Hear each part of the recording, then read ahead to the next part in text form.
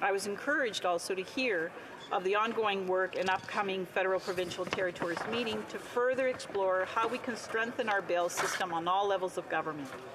In exploring solutions to the concerns raised, I know our government will take the safety of Canadians into account, and I look forward to hearing more from both the Minister of Justice and his provincial and territorial counterparts. Thank you. Merci. The honourable member will have 5 minutes for questions and comments after routine proceedings today. Statements by members, déclaration de député. The honourable member for Davenport. Madam Speaker, a few weeks ago, I was honoured to join the Prime Minister along with the Ministers of Foreign Affairs, International Trade and Public Safety at the North American Leaders Summit in my role as chair of the Canada-Mexico Parliamentary Friendship Group. During the summit, the leaders signed the Declaration of North America, a joint leaders' statement focused on building our economy to benefit people and to expand trilateral cooperation. With over 500 million people and $24 trillion in combined GDP, representing one of the world's largest trading blocs, the trilateral partnership is an opportunity to show the world that our democracies can successfully work together to address the most pressing challenges of our time. Canada's partnership with the United States and Mexico advances Canadian priorities of building a clean economy, bolstering resilient supply chains, and building our economies to work for everyone. Our Prime Minister enforced the importance of our trade agreements being inclusive and benefiting all Canadians. It is only through inclusive and sustainable growth that we will continue to have the support of all Canadians and be an inspiration to the world. Thank you so much, Madam Speaker. For Saskatoon West. Madam Speaker, during January, I met with many folks from the west side of Saskatoon. One message became abundantly clear to me. After 8 years, they are sick and tired of the NDP Liberal coalition government breaking our community. Whether it's at the gas pumps, the grocery store, or walking down our main streets, people see every day how everything is broken. The NDP has been pushing for higher gasoline prices by raising the carbon tax on ordinary folks. They've been colluding with the Liberals to raise food prices. After 8 years, crime is on the rise as the NDP and Liberals work together to set criminals free. People in Saskatoon continue to deal with persistent repeat criminals because revolving door sentencing policies allow thugs to commit a crime, get released on bail, and victimize yet another person as they please. After 8 years, Canadians are ready for a change from this failing, broken NDP Liberal coalition. Thankfully, Conservatives under our new leader will meet the challenge. What they have broken, we will fix. Good job. The honourable member for Malpeque. Thank you, Mr. Speaker. Today I rise to honour a longtime staff person of the Malpeque team, Ken McDonald, who recently passed away on January 15th at the young age of 52 following a courageous battle of cancer. Kim first started with the Malpeque constituency office in 2011 with then MP Wayne Easter, and I have had the pleasure of having her on my team since joining federal politics in 2021.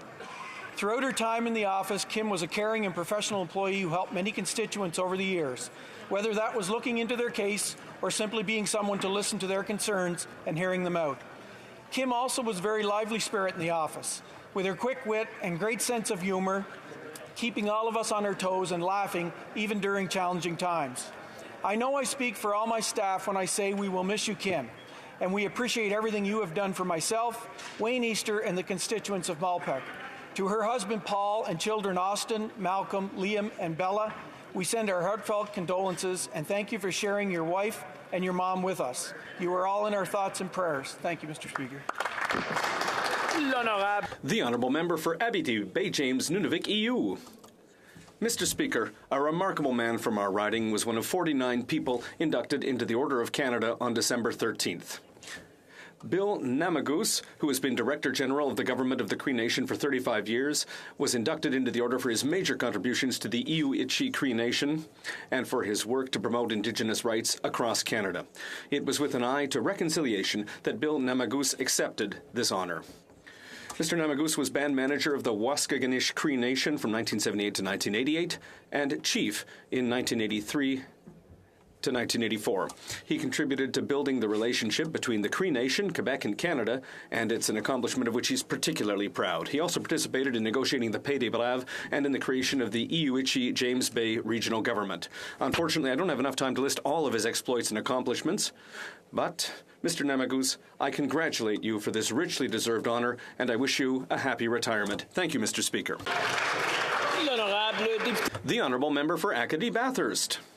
Thank you, Mr. Speaker. Canadians from coast to coast to coast should hear the name of Mr. Arthur Léon Haché. Mr. Haché passed away December 7th at the age of 98. He was the last living Second World War veteran from Acadie-Bathurst.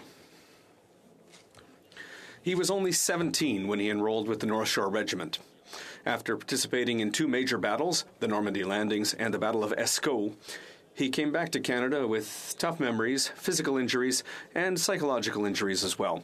Despite all of that, Mr. Haché always attended commemorative activities, and he never hesitated to tell the stories that he and his fellow veterans lived through. He was a great inspiration for people in our community, and he will be remembered as a hero. I offer my sincere condolences to his wife, Dorina, and his children, Hector, Michel, and Carole. We must never forget that thanks to the sacrifices made by Mr. Haché, we can today live in freedom and peace in our country. Thank you, Mr. Speaker. The Honourable Member for Bruce Grey, Owen Sound. Mr. Speaker, today is Groundhog Day, and I'm proud to represent Canada's world-famous prognosticator, Wired and Willie. Before I share his prediction, I'll share how Groundhog Day began for most Canadians. Their alarms went off. They rolled over, grabbed their phones, and read about a Liberal sweetheart deal for McKinsey.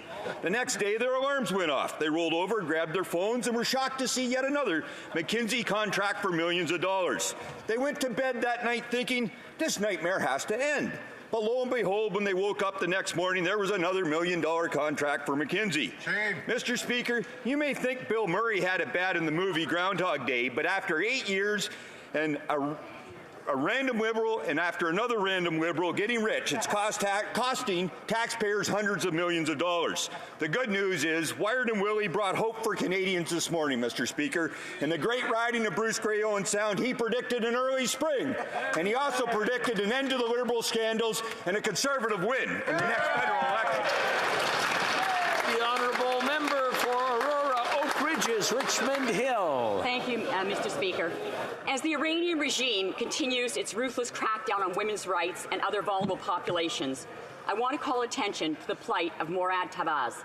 This past January marks more than 5 years since he and 5 other environmental activists were unjustly imprisoned by the Iranian government for allegations of espionage and sedition.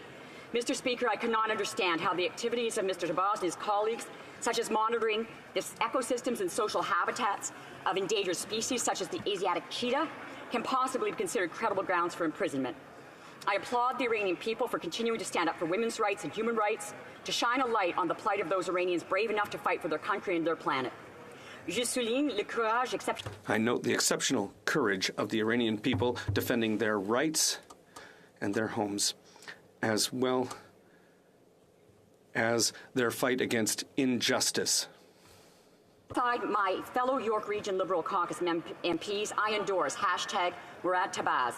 Commit to fighting for his release, sharing his story, and letting the Iranian regime know that we are watching. We will not rest until he is free. We, as York Region Liberal members of the Canadian Parliament, demand the immediate and unconditional release of #Morad Tabaz. All the political prisoners who participated in the Women Life Freedom movement in Iran, in particular those who are facing imminent threat of sentencing and execution. The Honourable Member for Cloverdale, Langley City. Speaker, last month I had the opportunity to connect with many constituents about their experiences with the Canada Child Benefit, or CCB, and the new child care agreement in BC. One woman told me her heartbreaking story of being in an abusive relationship. Because of the CCB, she was able to leave and restart the lives of herself and her children. Others expressed to me how the CCB, tied to inflation, has kept their finances stable in this time of global inflation, allowing them to feed and clothe their children. Regarding childcare, I met a single mother who was able to go back to work because the childcare space became available. Her fees were reduced by 50%, thanks in large part to our agreement with BC. Another family is also saving money on their fees.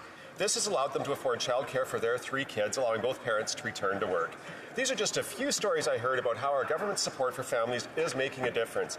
I look forward to 2026 when $10 a day childcare is fully implemented in BC. Thank you, Mr. Speaker.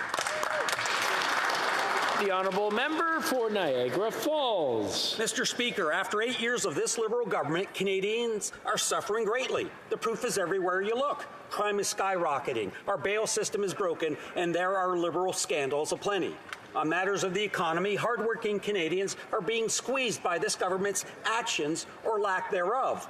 On the end, Canadians are being pressured by inflation, which is being driven by out-of-control Liberal spending and a big dysfunctional government.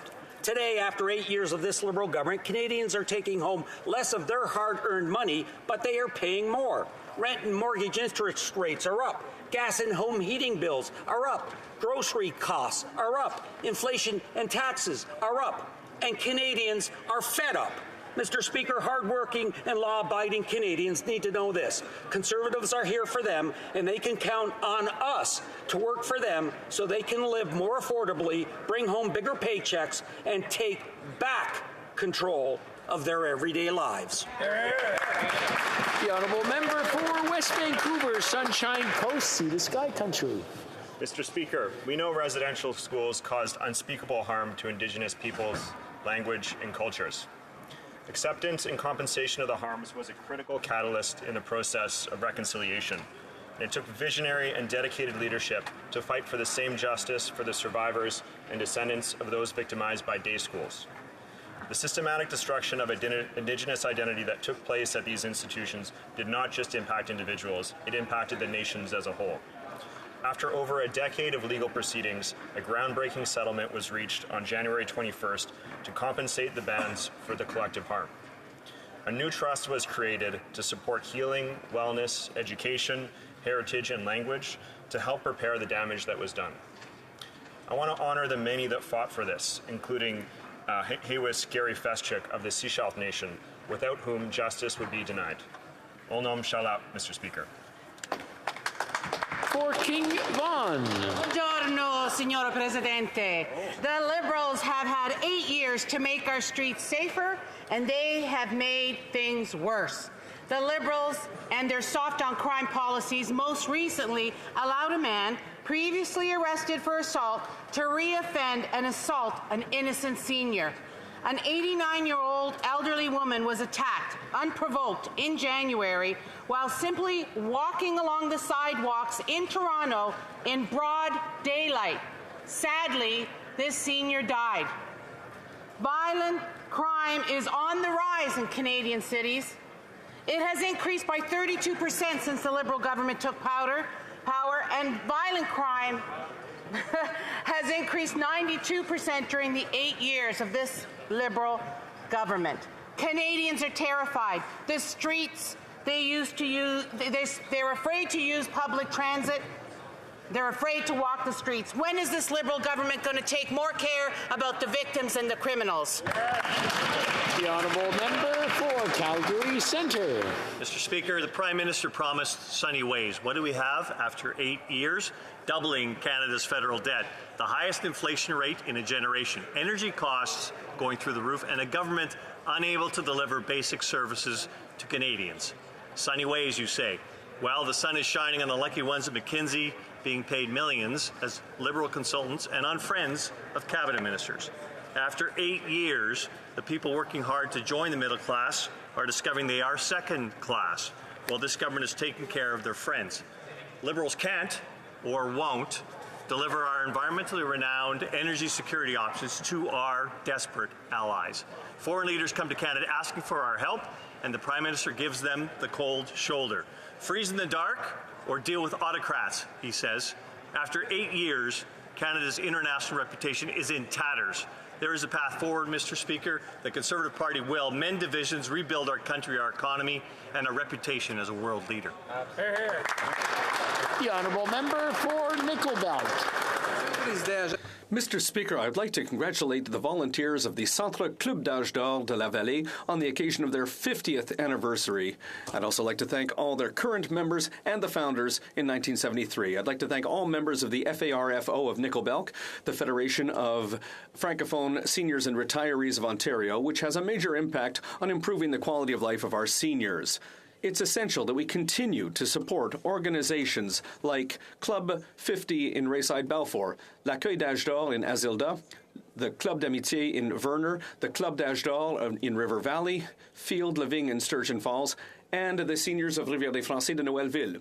For decades, these organizations have helped ensure that seniors are active and engaged in their community through social activities, breakfasts, and community events. I'm proud to live in a community where organizations like yours work hard to improve quality of life for our seniors. Thank you. Miigwech. I just want to remind everyone that the SO31s are taking place. I know there's people talking amongst themselves, but it just seems to be creeping up. I just want to remind everyone. The Honourable Member for Algoma, Manitoulin, Kapuskasing. Mr. Speaker, we all have a shared commitment to public safety, but when it comes to Indigenous policing, services are chronically underfunded. Indigenous police forces such as those within my riding, the UCCM Anishinaabe Police, Wikwemikong Police Service, Anishinaabeg Police Service, and the Anishinaabe ASCII Police Service do great work in serving First Nations communities. However, there is an urgent need to ensure that negotiations to renew agreements include a healthy increase to core funding.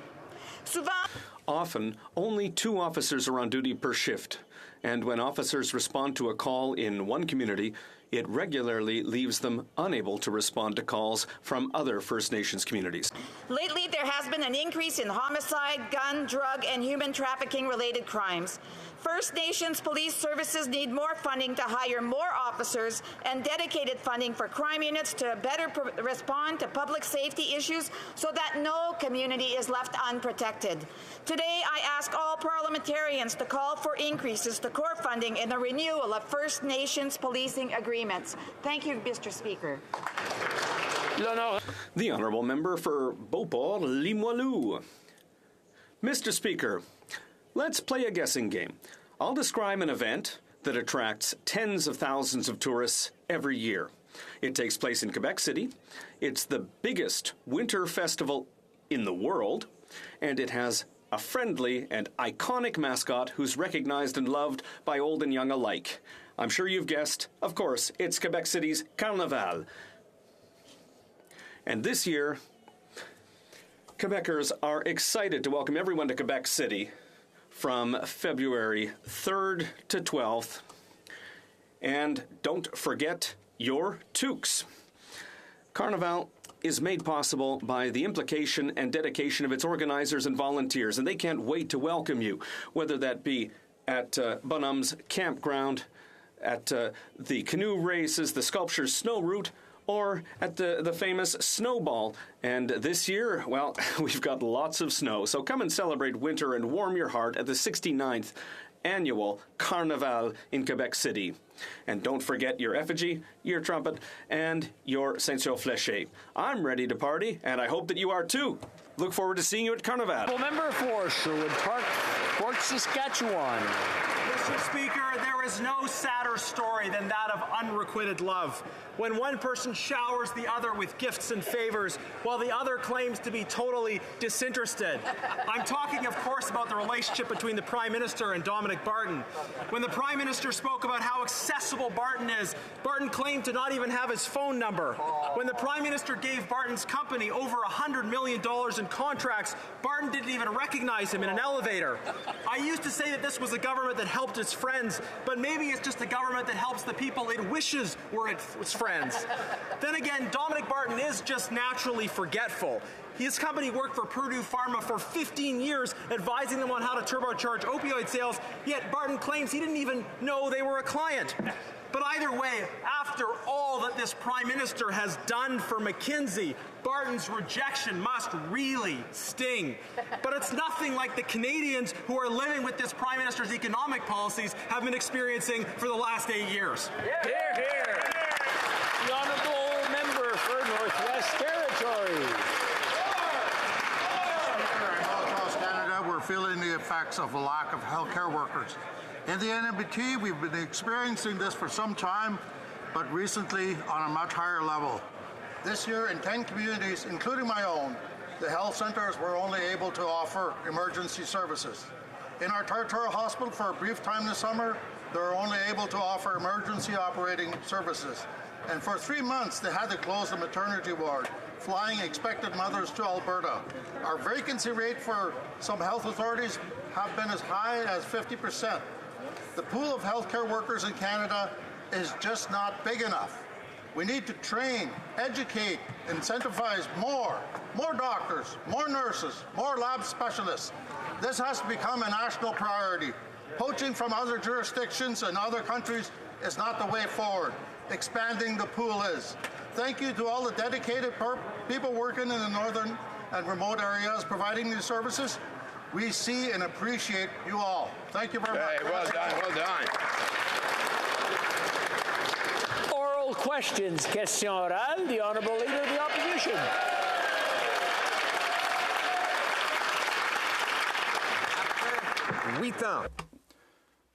After 8 years of inflationist policies from this government, the cost of the average mortgage monthly has increased by about $1,500 to north of $3,000.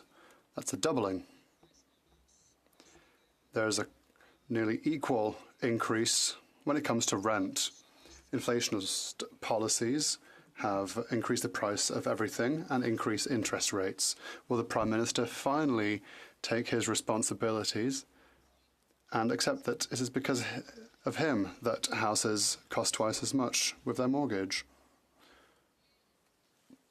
Yes, for 8 years, Canadians have put their trust in us.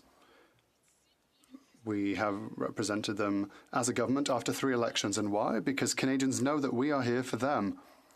We were here for them during the pandemic. We were here and are here to bring children out of poverty through the childcare benefit. We are here to help families send their kids to the dentist. Canadians trust us because they know that we are here for them. Chef de l'opposition. After 8 years of this Prime Minister's inflationary policies driving up home prices and now interest rates, the cost of a monthly mortgage, on average, has gone up from about $1,500 to over $3,000. No wonder 9 in 10 young people who don't own a home believe they never will. Home price inflation is a homegrown problem. Instead of blaming the rest of the world for the problems he's caused, will the Prime Minister take responsibility for pricing our working-class youth out of a home? Yeah. The Honourable Minister for Housing. I'm very aware of the importance of keeping Canadian home ownership alive. That's why we introduced measures such as investing in a scale-up rent-to-own program in Canada, the creation of a tax-free savings account of up to $40,000 for first-time home buyers, and a 2-year ban on foreign ownership of Canadian residential real estate to give more opportunities to young people. But what do all these measures share in common? The Leader of the official opposition voted against them. The Honourable Leader of the Opposition. We voted against every single one of the inflationary programs that have doubled the cost of housing in this country for our young people. After 8 years, all they can do is brag about the hundreds of billions of dollars of other people's money they spent. What is the result? Home prices doubled to make Canada the 5th most inflated housing market in the world, with Toronto having the worst city as housing markets go. The average mortgage payment has doubled from $1,500 to $3,300, and rent in Toronto, our biggest city, is up nearly 100%. Will they finally take responsibility for pricing our young people out of a home? The Honourable Minister for Tourism. Mr. Speaker, it's not a hedge against inflation that the Conservatives voted against supporting Canadians. It's their ideology that drives them. Take a look at the facts, Mr. Speaker. Canada's inflation is lower than the US, Germany, the UK, the averages of the G7, the OECD, and the EU. Mr. Speaker, they voted against Canadians. Mothers who took CERB did not create inflation. Businesses that kept their businesses afloat during the pandemic did not create inflation. And parents that are taking their kids to the dentist for the first time didn't create inflation. They're peddling nonsense economics. We're delivering for Canadians. The Honourable Leader of the Opposition. No, none of those Canadians created inflation. This Prime Minister created it. Doubled our national debt, adding $500 billion of inflationary debt, adding more debt than all other prime ministers combined. What did that do? That inflated the price of everything, especially real estate. Delivered the single worst housing bubble anywhere in the world right in Toronto. Toronto is more overpriced than Singapore, than Manhattan, than London, England. Now, the cost of a mortgage has doubled across the country, and the cost of rent has doubled in our biggest markets as well. This is a homegrown problem. Will they finally take responsibility for causing it? The Honourable Minister for Housing. Mr. Speaker, will the Leader of the official opposition take responsibility for voting against the Housing Accelerator Fund, a program to build more supply and make sure that we speed up processes to make sure we build more homes for Canadians? Will the Leader of the opposition take responsibility for voting against the first-time tax-free savings account of up to $40,000 to enable first-time home buyers to buy a home? Will the Leader of the official opposition take responsibility for voting against the foreign ban on Canadian residential real estate? Whether it is on supply, whether it is on supports for rental, supports for Canadians, he votes against all of that, Mr. Speaker. The Honourable Leader of the Opposition. After 8 years of growing poverty and desperation, more and more Canadians are suffering with depression. Some of them are going to food banks asking for help ending their lives, not because they're sick, but because life has become so miserable and they want to end their lives altogether. This government has suggested veterans should end their lives instead of getting help that they need.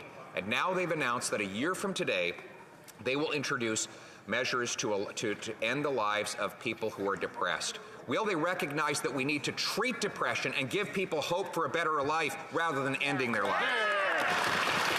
The Honourable Minister for Mental Health. Mr. Speaker, I think it is totally irresponsible for the Leader of the Opposition to misrepresent what this means. All of the assessors and providers for MAID are purposely trained to eliminate people that are suicidal. And so this is for...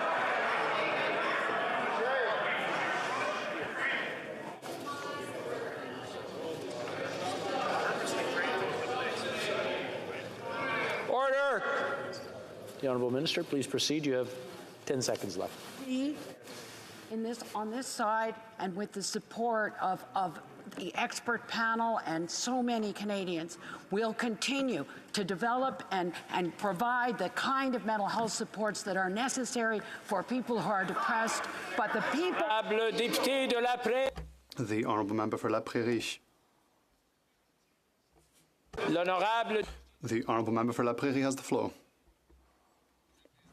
Mr. Speaker, yesterday the Leader of the Bloc Québécois met with the federal government's Special Representative on Islamophobia, Ms. Amira El-Gawabi. Ms. El-Gawabi, who has the 100% support of the Prime Minister, has made headlines since her appointment for numerous statements against Quebecers. Even the Quebec Liberal lieutenant felt insulted. The National Assembly of Quebec has asked for her resignation. She cannot stay. Will the Prime Minister rectify the situation finally and demand her departure? The Honourable Minister. Mr. Speaker, our government's position is clear. We know that Quebecers are against all forms of racism. The Special Representative has already clarified her position and apologised for the impact of her past comments on Quebecers. I would like to invite the member to read these statements. The Honourable Member for La Prairie. Not only is Ms Al Gawabi not the right person for the job, but the job itself is a problem. Wrong person for a wrong position. We all understand that the purpose of this position is to make us believe that Bill 21 is evil, that Quebec is racist, and that secularism is Islamophobic. This is simply not true, and rather than building bridges, this kind of position creates barriers between communities. Will the Prime Minister back down and abolish the position of Special Representative to combat Islamophobia? The Honourable Minister for Housing. I was with the Prime Minister on Sunday in Quebec City, and we saw that Quebecers from all walks of life stood shoulder to shoulder with Muslim Canadians on the somber occasion of the 6th anniversary of the Quebec City mosque shooting. The appointment of the Special Representative to combat Islamophobia is a recognition and is building on the foundation of leadership of Quebecers and Canadians to fight racism and discrimination in all its forms. The Special Representative has clarified and apologized for the impact of her remarks, and she has shown very clearly a willingness to work with all Canadians to combat Islamophobia. Merci beaucoup. I would like to remind members that we're in the middle of question period, and I'm hearing conversations happen. It's nice that everybody's getting along and talking.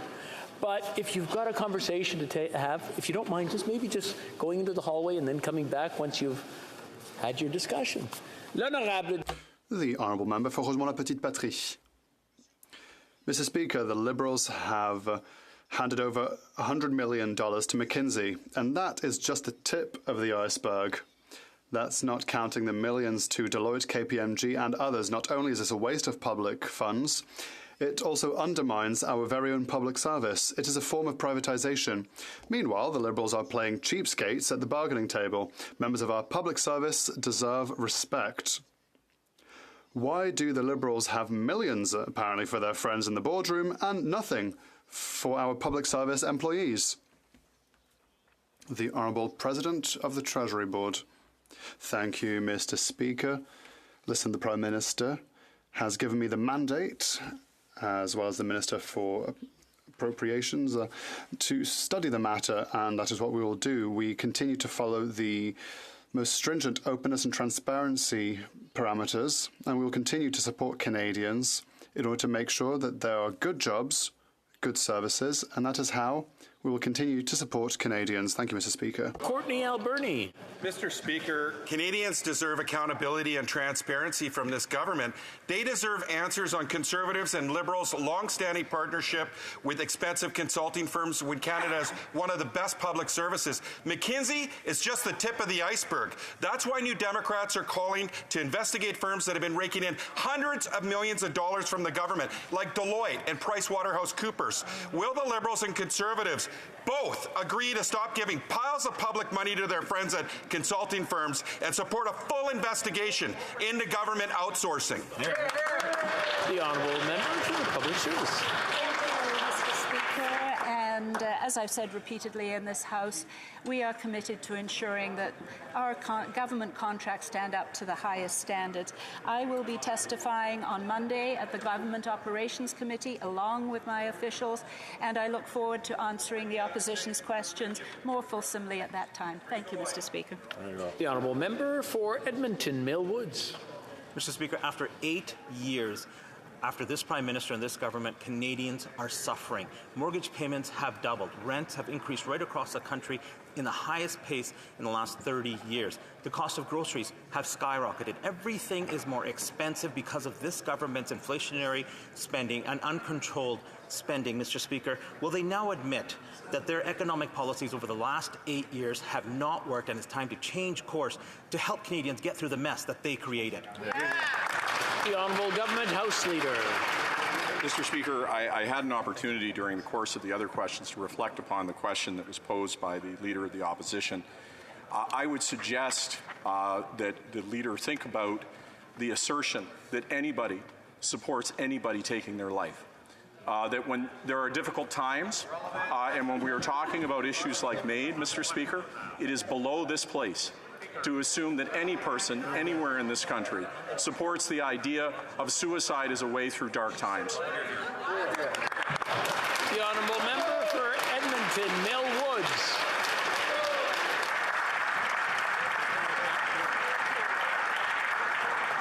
Mr. Speaker, it's the disastrous economic policy of this government for the last 8 years has left people in complete despair. It has actually caused the 40-year high inflation that we see now and forced the Bank of Canada to raise interest rates again. Over 70% of Canadians say that they may not be able to keep up with these rate increases.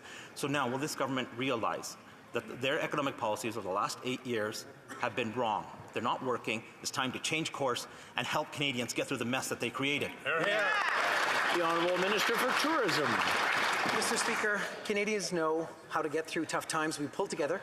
We support each other. We don't leave people alone. The Conservative ideology is, Canadians, you're on your own. Businesses, let the markets decide. Seniors, don't worry.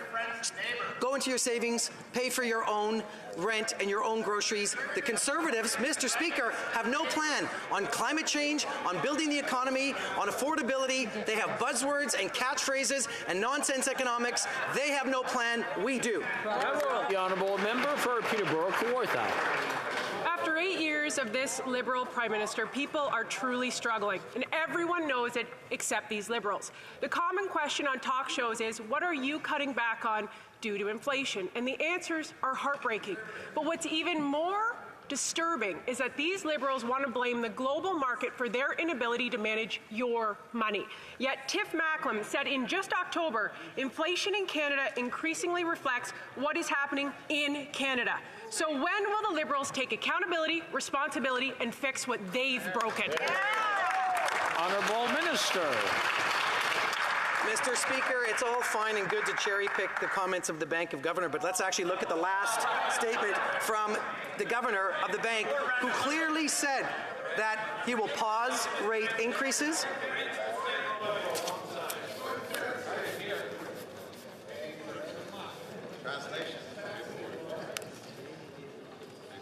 Are we ready now? The Honourable Minister, please continue. Thank you, Mr. Speaker. The Bank of Canada has been clear.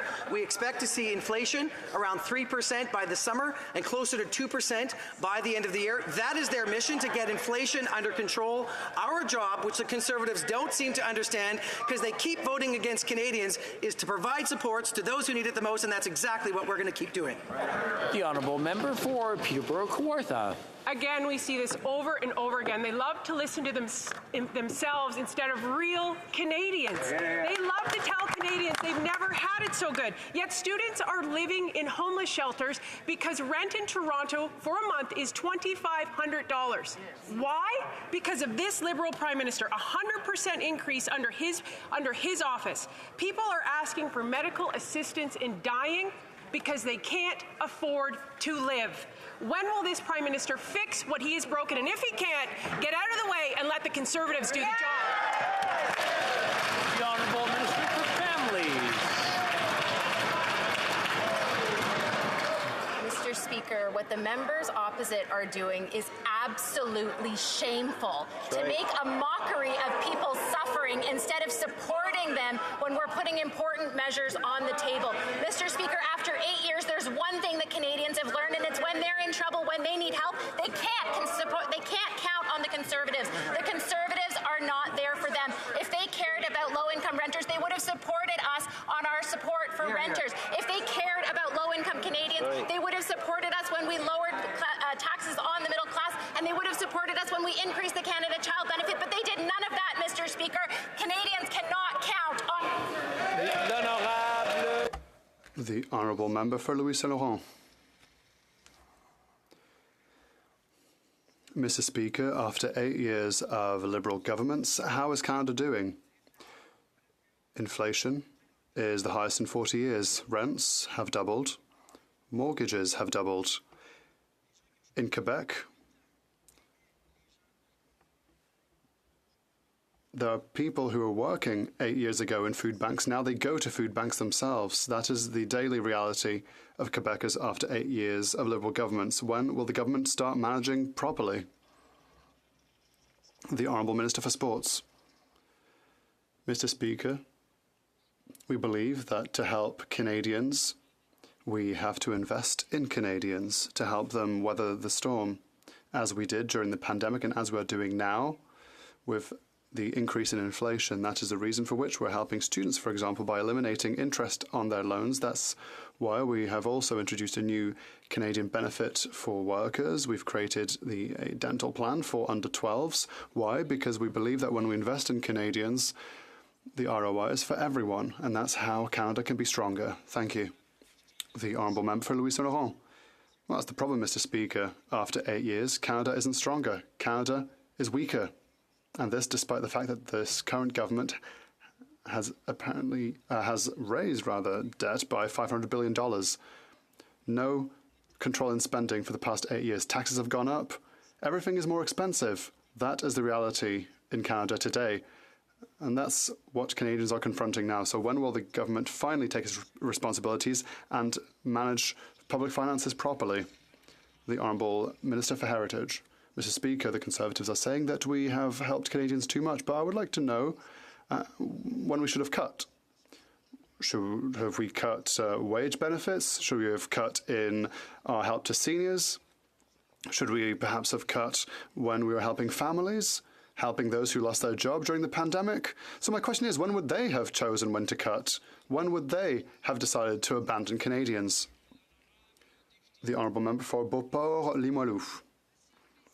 Mr. Speaker, Ottawa would like to welcome a minimum of 500,000 immigrants per year until the population reaches 100 million people. These thresholds are modelled on the Century Initiative, a proposal by McKinsey, and its former director, Dominic Barton. Yesterday at committee, I asked Mr. Barton if he had analysed the impact of this increase in immigration on the future of French. He replied, and I quote, that the focus was only on the economy, not on the social outfall. Did the government copy and paste an immigration policy from McKinsey that completely ignores the future of French in Canada and in Quebec? The Honourable Parliamentary Secretary. Mr. Speaker, perhaps I would like to talk today. It's the first time that I will be answering a question with regards to Francophone immigration and the importance that Quebec and Canada has on the matter. I would like to highlight this in this House because I don't know if I'll have another opportunity. For the first time, I'd like to say, for the first time in our history, we have reached the 4.4% target in Francophone immigration outside of Quebec in Canada. And, Mr. Speaker, inaudible for the interpreter. There is too much surrounding sound. The Honourable Member for Beauport-Limoilou. Mr. Speaker, Dominic Barton himself confirmed yesterday that the Century Initiative does not take into account the capacity for integration in French in Quebec and Francophone Canada. He states that the only focus was on productivity. So, if McKinsey did not take into account the impact of increased immigration on French, did the government do so before implementing its recommendations? Will the minister commit to disclosing all the studies on which they base their decision that we could welcome a minimum of 500,000 immigrants each year without impacting Francisation and French in Quebec and in Canada? The Honourable Parliamentary Secretary. Mr. Speaker, listen. Francophone immigration has a key role to play in promoting French throughout Canada and in Quebec. Quebec, I would like to remind my colleagues, determines its own selection criteria for the vast majority of immigrants in that province, including with regards to what language they speak. We will always respect, Mr. Speaker, provincial jurisdictions, Quebec jurisdictions, and will continue to work with the province of Quebec. The Honourable Member for Mirabel. Mr. Speaker, so we know that McKinsey, by Dominic Barton's admission, did not take into account the impact on French before proposing a major increase in immigration. If the studies requested by the Bloc Québécois are not presented, we can assume that the federal government did not take into account either the impact on French before implementing McKinsey's recommendation. This, therefore, raises other questions. Can the government prove that it considered the impact on housing, health, or education needs, or has it decided simply to blindly trust McKinsey?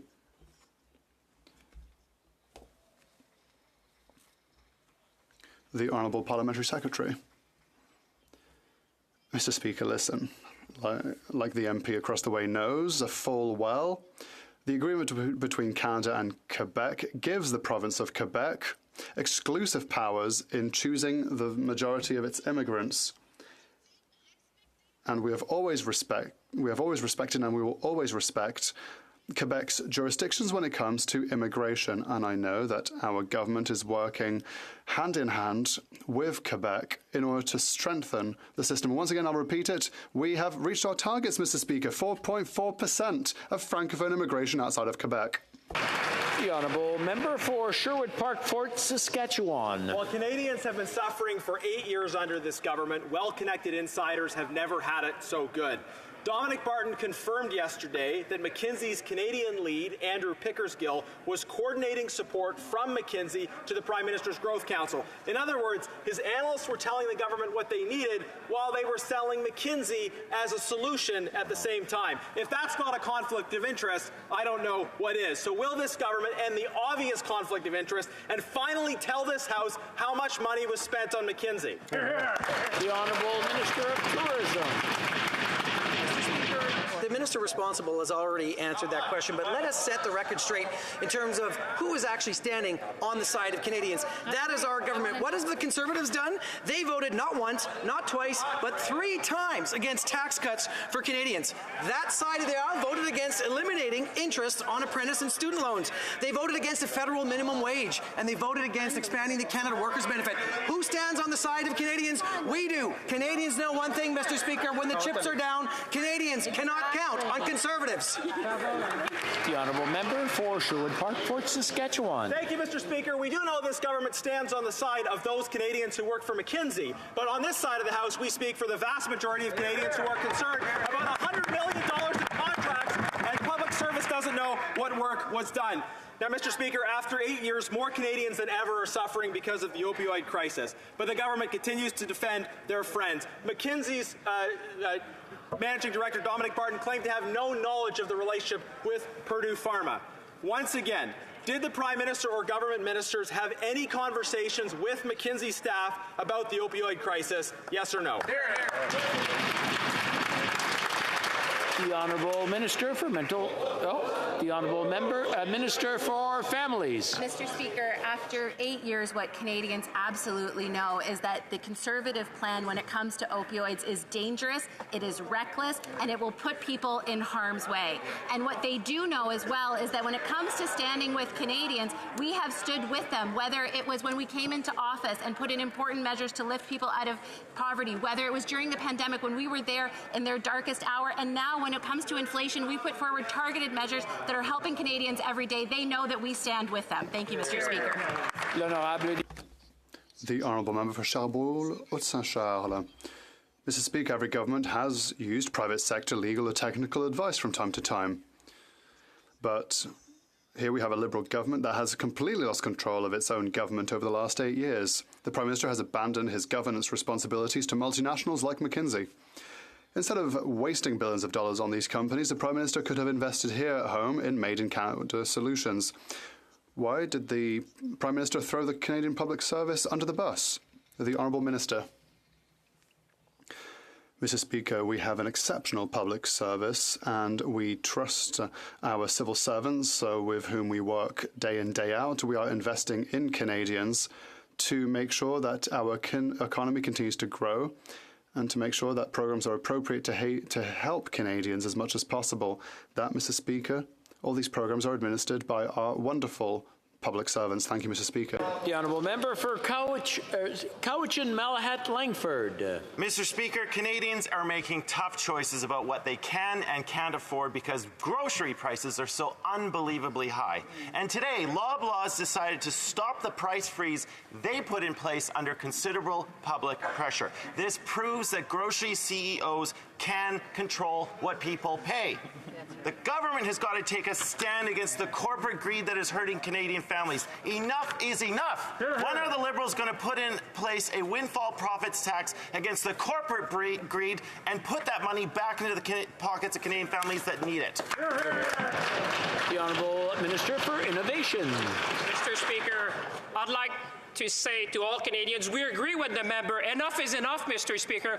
That's why we took action, Mr. Speaker. That's why I wrote way back to the Bureau of Competition to ask them, Mr. Speaker, to investigate to make sure there was not any undue practices, Mr. Speaker. And I spoke to the CEOs to say to them, do what's right to help Canadians at the time of need, and we will continue to push them to lower prices for Canadians. The honourable member for North Island, Powell River. Well, Mr. Speaker, seniors across this country are struggling with the rising cost of living. There is a bar of Canada that we should all expect in Canada, and there are far too many of our parents and grandparents living below it. Yesterday, the government denied my motion to get more financial help to all seniors, regardless of age. All seniors have to pay for food, for rent, and for medication. They deserve dignity. Why does the Seniors Minister not agree? The Honourable Parliamentary Secretary. Thank you very much, Mr. Speaker. The NDP knows that older seniors are more likely to outlive their savings. They're more likely to be unable to work, be widowed, and have increased health care needs. This increase helps seniors over 75, of which, Mr. Speaker, 50% have a severe disability, 59% are women, 40% are widows.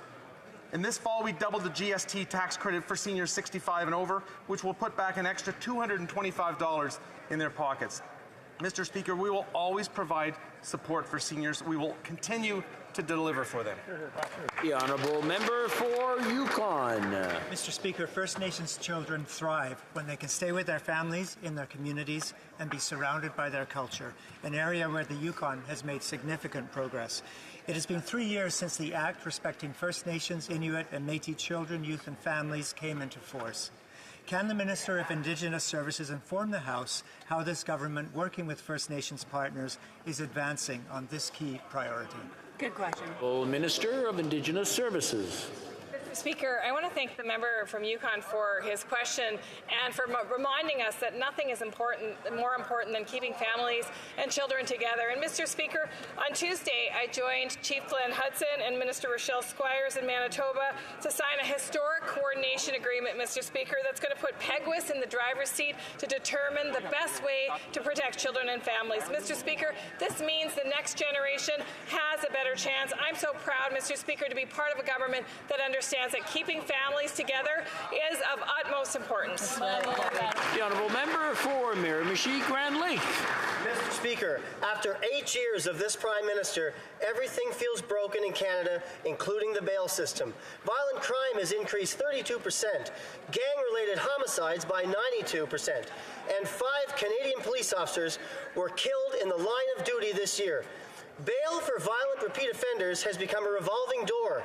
When is this Liberal government going to take responsibility for their actions and stop this catch-and-release bail justice system? The Honourable Minister of Justice.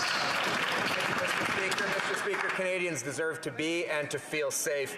We all have a role to play in protecting our communities. Mr. Speaker, the laws on bail are clear. If an accused person poses a serious risk to public safety, they should not get bail. At my direction, Mr. Speaker, from the month of October past, federal officials have been working with their provincial and territorial counterparts to develop ways to best keep Canadians safe. We are open to that discussion, Mr. Speaker. We're open to participating with the provinces to help in the enforcement of bail conditions. Mr. Speaker, we're looking for lasting solutions. The honourable member for Miramichi Grand Lake. Well, Mr. Speaker, I'll ask that minister to tell the victims of those 5 police officers what he just told me. Most Canadians do not live in homes surrounded by walls and gates and don't have the security detail of the Prime Minister. That is a luxury that Canadians do not have. With a 26% increase in New Brunswick crime over the past 5 years, rural Canadians are also negatively impacted. These failed soft-on-crime Liberal bail policies are making Canadians feel less safe. When will the Prime Minister put victims ahead of criminals? The Honourable Minister of Justice. Mr. Speaker, I take offense to the idea that any of us are less empathetic towards victims, particularly in these very cases. Mr. Speaker, our heart goes out to those victims. Mr. Speaker, with respect to the bail system, I have been working with my officials with officials across Canada, provincial and territorial counterparts, precisely to see where we can improve the bail regime, Mr. Speaker. We know that Canadians need to feel safe, and we are moving forward in a positive direction, appreciating that it is a complex issue, that it is a shared area of responsibility with the provinces, and with the provinces we will find a solution. The honourable member for Fundy Royal. Well, Mr. Speaker, Canadians take offence to a government that will not listen to the pleas from all 13 premiers that have seen violent crime go up by 32% in the last 8 years. Out of 44 shooting homicides in Toronto, Mr. Speaker, last year, half of them were committed by someone who is out on bail. In a single year in Vancouver, 40 people arrested 6,000 times. Wow. After 8 years, this Prime Minister, career criminals have never had a better friend. Does this Justice Minister honestly stand by his claims that our broken bail system is working? The Honourable Minister. Cherry-picking statistics and taking high-profile cases and using them for political purposes does not help us to attack the challenges that the bail system presents to us. Mr. Speaker, as I've said, we have been working on that question since the month of October with our provincial counterparts. We are looking at solutions that can be fixed in the law, but we're also looking at the kinds of things that the provinces can do in the administration of the bail system. British Columbia has taken a leadership role, Mr. Speaker. I met with the Attorney General for British Columbia yesterday to go over what BC was doing. Ontario is interested, and so are other provinces. We'll work together. The honourable member for Fundy Royal. Canadians don't need victim blaming. They need leadership and action. Which stats would the honourable minister wish that we weren't cherry picking? Violent crime is up 32%. Gang-related homicides have increased by 92%. 44 shooting-related homicides in Toronto. Half of the accused were out on bail. 40 offenders arrested 6,000 times. Right. If the minister has some stats he'd like to share, we welcome them. Until then, we need to get our heads out of the sand, take action, listen to the police, listen to communities, listen to the premiers, and reform this liberal, failed bail system. The Honourable Minister of Justice. Indeed, as I said earlier today in the House of Commons, statistics from Toronto Police over the past 2 years show that offences committed while out on bail have gone down over the past 2 years. Mr. Speaker, we appreciate that Canadians need to feel safe, and Canadians have a right to feel safe. Mr. Speaker.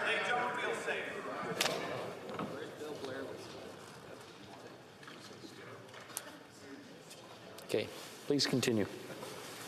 Mr. Speaker, Bill C-75 codified what were essentially Supreme Court decisions and made it harder to get bail in a number of cases, and did not change any of the severity of bail conditions for violent criminals.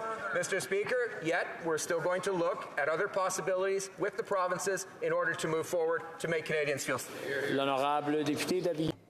The honourable member for Avignon, Amitis-Matane, Matapédia. Mr. Speaker, in Montreal, 73% more people are receiving welfare today compared to last year, not because of a lack of jobs, but because of Roxham Road. The federal government is inviting asylum seekers to take Roxham Road, and once they're here, it can't issue them a work permit for up to a year. The federal government is ensuring that these people end up in poverty, and they have to turn to welfare, and it's costing Quebecers $20 million more every month. Will the government pick up the check? The federal government? After all, it's the one responsible. The Honourable Parliamentary Secretary to the Minister of Immigration. Thank you, Mr. Speaker. Well, Quebec is a valuable partner for the federal government, and we understand that the province is engaging in very hard work to support asylum seekers. Our government is offering support totaling $134.5 million in support to provinces, as well as a great deal of support to Quebec in order to help the provinces deal with support to asylum seekers. We have also invested to ensure that there is medical coverage for essential medical care for asylum seekers, and we will continue to collaborate with our partners. The Honourable Member for Longueuil-Saint-Hubert. Well, Mr. Speaker, the Liberals love to tell us what to do, and yet they are pushing asylum seekers towards welfare. And that's not it. There's also a housing shortage, in great part because of underfunding from the federal government, so dozens of asylum seekers are homeless and are turning towards overloaded community organizations and shelters. There are people who will end up in the street because we're not giving them resources. Where can these people go? Nowhere. Why not suspend the Safe Third Country Agreement, spread out asylum seekers throughout the country, and welcome these people with the dignity they deserve? The Honourable Minister of Heritage. Mr. Speaker, the Bloc Québécois is actually, when it comes to telling people what to do, is the international world champion. Now, had my colleague consulted the documents, he would have seen that between 2017 and 2020, the Government of Canada contributed $374 million for Roxham Road. And for 2021-22, Quebec has sent us the bill, and we're going to sit down and talk about it. We're also paying for health care for asylum seekers. We are there for Quebec. The Bloc Québécois doesn't like it, but we deliver. Member for Kildonan St. Paul. Mr. Speaker, today the Justice Minister said if someone poses a significant threat to public safety, the law tells us they should not get bail. But in reality, Mr. Speaker, in Toronto last year, of the 44 gun murders, 24 of the suspects were out on bail when they committed these murders. Those 24 people clearly posed a threat to public safety, and yet they were out on bail. So when will this minister get his head out of the clouds and commit to reforming our broken Liberal bail system that he helped create, Mr. Speaker? The Honourable Minister. Mr. Speaker, it's a fundamental principle that if a person poses a threat to public security, they should not get bail. Mr. Speaker, that's balanced. That is balanced with the fact, Mr. Speaker, that bail is not only a charter right, but it is a common law right of long date, because in our system, one is innocent until proven guilty. Mr. Speaker, we allow judges to make that determination based on the arguments that prosecutors and defense attorneys put before them. So I won't revisit an individual case. But what I can say, Mr. Speaker, is that we are working with our provincial counterparts to see how we can improve the bail system in order to make Canadians feel more safe. L'honorable député. The Honourable Member for Chicoutimi-Lafiore. Mr. Speaker, violent crime in Canada has increased by 32% since 2015 and gang-related murders by 92%. And the Liberals, supported by the Bloc Québécois, passed C5 legislation to remove minimum sentences. That's what Canada looks like after 8 years of this government. More crime and more criminals in the street. Can the minister acknowledge reality and admit that his policies favor criminals and penalize victims? The Honourable Minister of Justice. Mr. Speaker, as I just said in English, the bail system is extremely important in our system. If someone poses a threat to public safety, they should not be freed on bail. There is a balance to be struck here, Mr. Speaker. We will work with the provinces because clearly the federal government is responsible for the criminal law, but we need to focus with the provinces' collaboration on how to administer the system. That's what we will do together. The Honourable Member for Chicoutimi-Lafiore. Mr. Speaker, serious crimes should have serious consequences. That was the motto when the Conservatives were in power. But now, there is no more mandatory minimum sentence for rapists. For example, Jonathan Gravel, a man convicted of rape, will serve his sentence from the comfort of his home. A Crown prosecutor in Quebec was brave enough to criticize this unacceptable situation. Has the minister forgotten the word justice in his title? Because there is no justice here for victims. The Honourable Minister. Mr. Speaker, we firmly believe that all victims of sexual assault deserve a justice system that treats them with dignity and respect. I would like to recognize the resilience of the victim in question. Mr. Speaker, as I have said several times, serious crimes deserve serious consequences. My colleague knows this, Mr. Speaker, but I can't comment on a particular case, but I can say that it was a decision of the Quebec courts and the decision to appeal the case remains outstanding. The Honourable Member for Saint-Léonard-Saint-Michel. Mr. Speaker, the Minister of Justice just announced a one-year extension before allowing medical assistance in dying for people with a mental illness as only medical condition. We know that medical assistance in dying is a complex subject and it's very personal for many Canadians. Can the Minister explain to us the reasons for his decision? The Honourable Minister of Justice.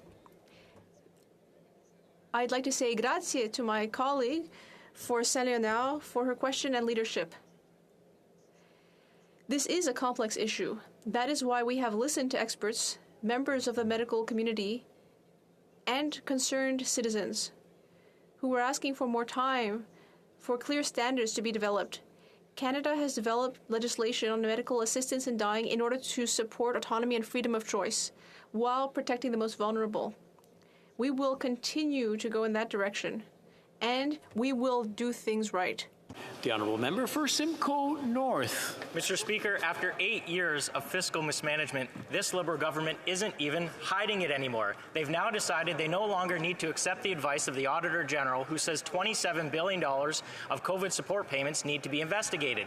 Instead, the CRA says it's not worth the effort.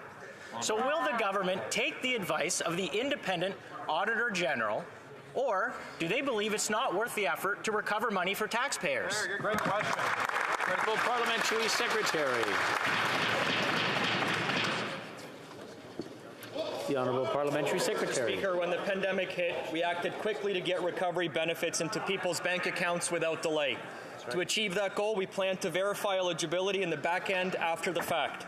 This approach kept workers attached to their jobs and positioned our economy to come roaring back. The report found that our individual support programs achieved their intended goals of getting money to Canadians quickly, allowing Canadians to stay home safely, avoiding severe social and economic consequences. Sure did. This AG also noted that lower-income workers and groups most impacted by the pandemic were able to benefit from the programs. Mr. Speaker, we are proud of the measures we took to support Canadians. That's right. The Honourable Member for Essex. Mr. Speaker, the words costly coalition has been given new meaning. Last week, we heard that the head of the CRA said it wouldn't be worth the effort to fully review $15.5 billion in what might be incorrect pandemic wage benefits. Wow. After 8 years of this Prime Minister, Canadians are using food banks more than ever and finding it impossible to buy a home. Mr. Speaker, does this Liberal government think it isn't worth the effort to fully review payments with a total of $32 billion of Canadian tax dollars? Good question. Parliamentary Secretary. Thank you very much for the question, Mr. Speaker. It's unfortunate. It turns out the member opposite was not attending last week's meeting of the Public Accounts Committee, because if he was, he would have heard the Commissioner of the CRA say that verification work is ongoing with respect to CERB, with respect to CEWS, with respect to all of the emergency programs that this government turned out to help Canadians, individuals, families, and businesses. It's a fiscally responsible approach that we promised throughout. In fact, you should go back to the record. In November of 2020, it was that party, the Conservatives, that voted against carrying out CRA audits on businesses. Thank you very much. The Honourable Member for Bruce Grey, Owen Sound. Mr. Speaker, Abdul Hamdard is in Ottawa this week and here today pleading with the Liberal government to get his family out of Afghanistan. Abdul has served alongside our troops in Afghanistan, and his family qualified to come to Canada almost a year ago, but nothing has happened. His brother is now missing, feared dead, and his family is living under daily threats. He personally met the minister on Tuesday. How many more Afghans that have helped Canada need to die before the minister commits to urgently getting Abdullah's family and other Afghans safely to Canada? The Honourable Parliamentary Secretary to the Minister of Immigration. Mr. Speaker, I have to say, if it was a matter of will, there would be 40,000 Afghan refugees here already. There is obstacles that are beyond certain control. As the member just said, the minister did meet. But let me remind this House about the last number we have. We have here, so far, agree and welcome 26,700 Afghan that can now call Canada home. Mr. Speaker, we will continue to work with our Afghan community. Merci. The honourable member for Vaughan Woodbridge. Afternoon, Mr. Speaker. Like many employers, last year the federal government experimented with new hybrid approaches to work. Now it has begun phasing in a new common hybrid work model across government. Can the President of the Treasury Board please explain how this model will help the government serve Canadians? Thank you, Mr. Speaker. President of the Treasury Board. Thank you, Mr. Speaker, and I want to thank my honourable colleague for not only his question, but his hard work for the people of Vaughan Woodbridge. Mr. Speaker, Canada's public service is one of the best in the world. Hybrid work lets us harness the best of in-person and remote work, creating shared in-person experiences that foster collaboration and trust, together with the flexibility of up to 2 to 3 days of remote work a week. Consistency in how hybrid is applied across government will make employees' experiences consistent no matter where they work, and it will support our core purpose, serving Canadians. Thank you. The honourable member for London Fanshawe. Today I presented a petition from over 33,000 Canadians calling on the Prime Minister to defend public health care. Canadians know that when Conservatives say innovation, they mean privatization, which means lining the pockets of corporations and sticking patients with the bill. And the Prime Minister knows it too. Last election, he called out the Conservatives' support of healthcare privatization, promising he would defend our public system. But today, he will not keep that promise. Will the Prime Minister tell us if he meant what he said during the last election, or if this is another Liberal flip-flop? The Honourable Parliamentary Secretary to the Minister of Health. Thank you, Mr. Speaker. Let me be clear. Canadians are proud of our system, and this government is too. It's based on need and not the ability to pay, and we believe that all you should need in order to get health care, Mr. Speaker, is your health card, not your credit card. We will make sure that our investments respect the Canada Health Act while always defending our universal public health care system. Thank you, Mr. Speaker. The Honourable Member for Richmond North Athabasca. Mr. Speaker, in my riding, there are organizations that welcome artists, athletes, and international students year after year. And they, of course, need a visa. But the problem is that the processing times are now more than 18 months. That's 14 months more than in July 2022, even though the standard is supposed to be 14 days. In August, the minister said that a high would be reached in September and that after that, processing times would go back to normal. But now we're in February and things are getting worse and worse. How can the minister explain this total failure for people who are trying to get a visa? The Honourable Parliamentary Secretary to the Minister of Immigration. Mr. Speaker, we are doing everything we can to address this situation in the immigration system in order to make it more sustainable. We processed around 4.8 million requests in total, double what we did the previous year, and we came back to the 60-day service standard for educational permit requests, and so we're allowing more people to come into the country, and we are delivering and hiring more workers. Thank you.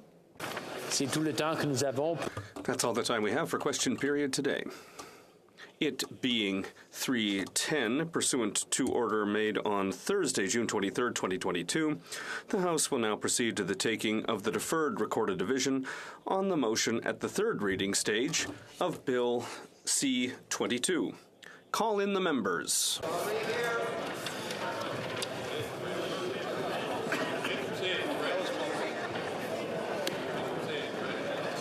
You have to say it in French.